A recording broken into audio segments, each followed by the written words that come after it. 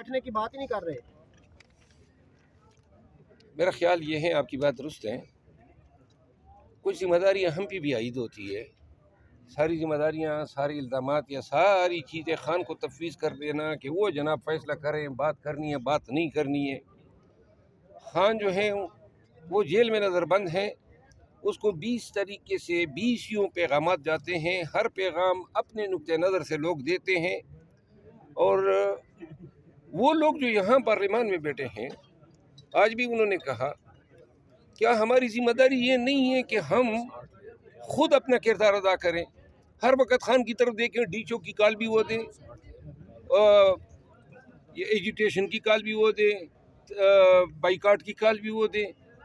ہمیں لوگوں نے مینڈیٹ دیا ہے نا، پی ٹی آئی نے مینڈیٹ دیا ہے، ہمارے بھی فرائض ہیں کہ ہم خان کی رہائی کے لیے، پاکستان میں نارمل حالات کو لانے کے لیے، پائیدار امن کے لیے اپنا کوئی کردار ادا کر سکے. یا سمن بکمن جو ہے دوسروں کی طرف دیکھیں گے کہ جی خان کا کوئی سندیش آئے گا تو وہ کریں گے. تو لہٰذا قیادت کی بھی ذمہ داری ہے. خان صاحب جو ہے وہ بہت ساری چیزوں پہ قائل ہوتے ہیں، اور میرا ارادہ ہے کہ جب نیکسٹ پارلیمانی پارٹی کی میٹنگ ہوگی تو اس میں ہم یہ چیز، ہمیں ذرا تھوڑا سا اپنے اس کو اوور ویو کرنا ہوگا. کیوں ہم کہہ رہی ہے کہ ہم کردار ادا کر سکتے ہیں، حکومت اور پی ٹی آئی کے درمیان برج کا کردار ادا کر سکتے ہیں، کیا سمجھتے ہیں کہ ایسا ہو سکتا ہے؟ صرف ایم کیو ایم کی اگر یہ وہ بات کر رہے ہیں تو کچھ آئند ہے، لیکن یہ کردار جو ہے نا سب تمام پارٹیوں نے ادا کرنا ہے. مروت صاحب، رانا ثناء اللہ صاحب نے خاص کر آپ کو بار بار کہا کہ مروت صاحب آپ اس میں فیور کریں، کیا آپ پہ اتنی ذمہ داری ڈالی جا رہی ہے؟ کہ میں آج جو بولا ہوں نا وہ میں اپنی ضمیر کے مطابق بولا ہوں. میں نے کسی سے انسٹرکشن نہیں لیے پارٹی میں، نہ یہ پارٹی کی کوئی پالیسی ہے. البتہ مجھے بڑی خوشی ہوئی کہ پاکستان تحریک انصاف کے پارلیمنٹیرین نے میرے اس موقف کی تائید کی ہے. میں ابھی بیرسٹر گور صاحب سے ملا ہوں اور انہوں نے بھی اس موقف کو سراہا ہے، جو ہمارے پارٹی کے چیئرمین ہیں.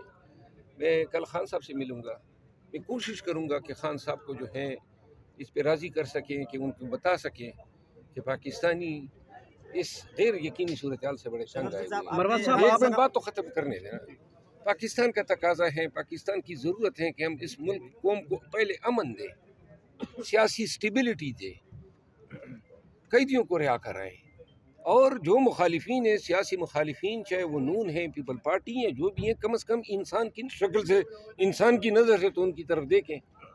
یہ سوچ ہونی چاہیے.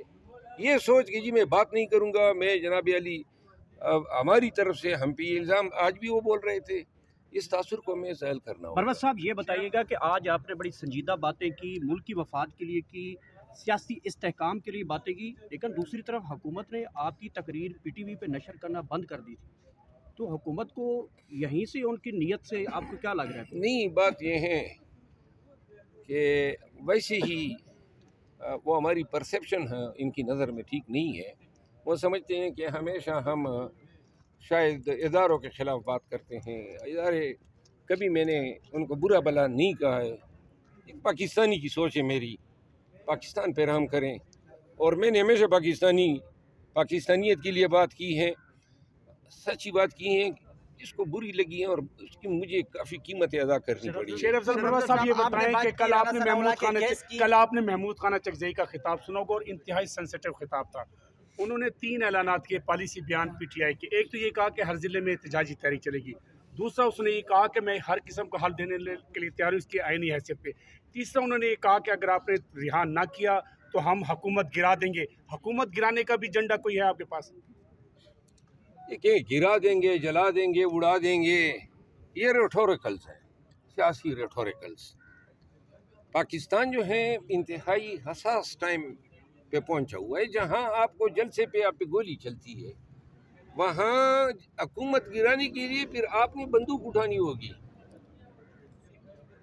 اور وہ پاکستانی جب یہ سوچ رکھے گا، اب ہم دوبارہ کس طرح اس بیچ چوک آ سکتے ہیں؟ آپ بتائیں کہ جب ہم پہ گولیاں چل رہی ہو، اس کا علاج تو یہ ہے کہ یا آئے نہیں، اور اگر آنا چاہیں تو بندوق سمیت آئیں.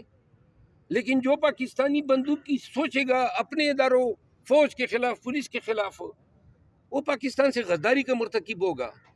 अब जिन लोगों ने हम पे गोलियां चलाई हैं वो भी अपनी बीवी बच्चों के साथ रिज़्क खाते हैं, वो भी सोचें। एक माँ जो है वो क्वेटा में वो पागल हो गई है, अपने बच्चे की कब्र पे दाड़े मार मार के रो रही है। क्या कसूर था? वो जो सती की माँ है उसकी आप यानी औरत अपना सुहाग जो है लुटा बेटी, आखिर क्या ऐसा गुनाह अजीम हुआ था? तो जिस मुल्क में हालात इस नेज पे आ जाएं कि आपने डी शौक आना ही नहीं है वरना आओगे तो मक्तल बना देंगे, यहाँ पे आप ये कह रहे हैं कि हुकूमत गिरा देंगे, जला देंगे, फला देंगे, हम यकीन करें बड़े ख़तरनाक दौर में दाखिल हो चुके हैं। या हमने सुलझाव की तरफ जाना है या हमने टोटल फना की तरफ जाना है। तो लिहाजा जो पाकिस्तान का सोचेगा वो सुलझाव की बात करेगा। और फ़ौज को भी इसका इदराक है। 26 नवंबर को जो गोली चली है शहबाज शरीफ ने डायरेक्ट जिम्मेदारी आर्मी चीफ पे डाली है।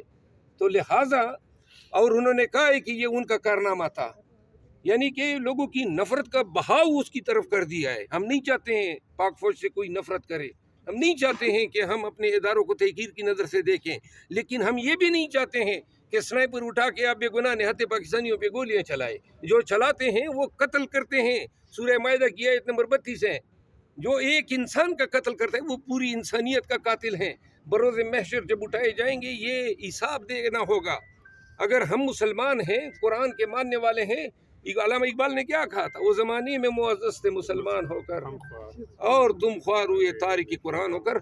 ये इन चीज़ों को आप समझना चाहिए। बात गोली तक पहुंच चुकी है, या हमारा मसला का हल है डायलॉग में, या फिर हम इस मुल्क को, इस पाक धरती को जिसको बड़ी मुश्किलों से हासिल किया था, हम गरकाब करने जा रहे हैं।